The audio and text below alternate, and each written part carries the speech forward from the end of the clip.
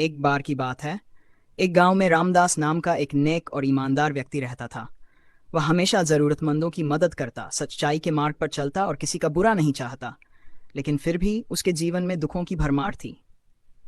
दूसरी ओर उसी गांव में रघुनाथ नाम का एक धूर्त और लालची व्यक्ति था, जो दूसरों को धोखा देकर, छल कपट करके धन कमाता था। आश्चर्य की बात यह थी कि रघुनाथ का जीवन ऐशो आराम से भरा था, जबकि रामदास कठिनाइयों से घिरा रहता था। रामदास के मन में यह सवाल बार बार उठता, मैं सारा जीवन अच्छे कर्म करता हूँ, फिर भी मुझे दुख क्यों मिलता है? और रघुनाथ जैसा पापी व्यक्ति सुखी क्यों है?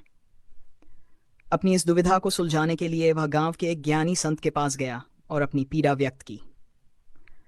संत मुस्कुराए और बोले, बेटा, मैं तुम्हें इस प्रश्न का उत्तर एक कहानी से दूंगा। संत ने समझाया, एक राजा था जो न्यायप्रिय था, लेकिन उसके राज्य में एक अपराधी था जिसने बहुत सारे पाप किए थे।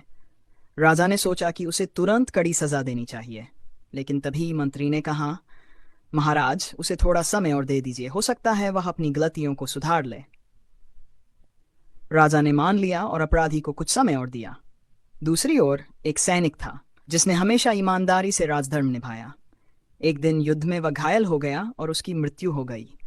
लोग सोचने लगे कि जिसने जीवन भर सेवा की उसे मृत्यु मिली, और जो अपराधी था उसे समय मिल गया।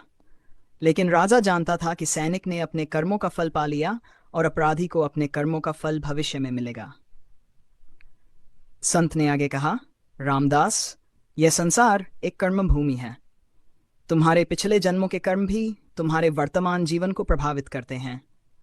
अच्छे लोगों को कभी कभी अपने पिछले जन्म के कर्मों का फल भुगतना पड़ता है, जबकि बुरे लोग अपने अच्छे कर्मों का बचा हुआ फल भोग रहे होते हैं।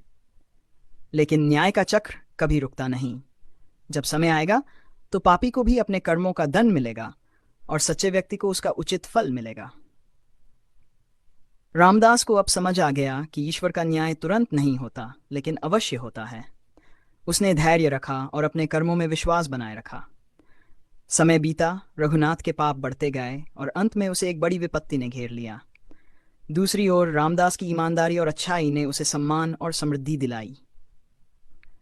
सीख, कर्मों का फल अवश्य मिलता है, कभी जल्दी कभी देर से, लेकिन न्याय का चक्र अवश्य घूमता है।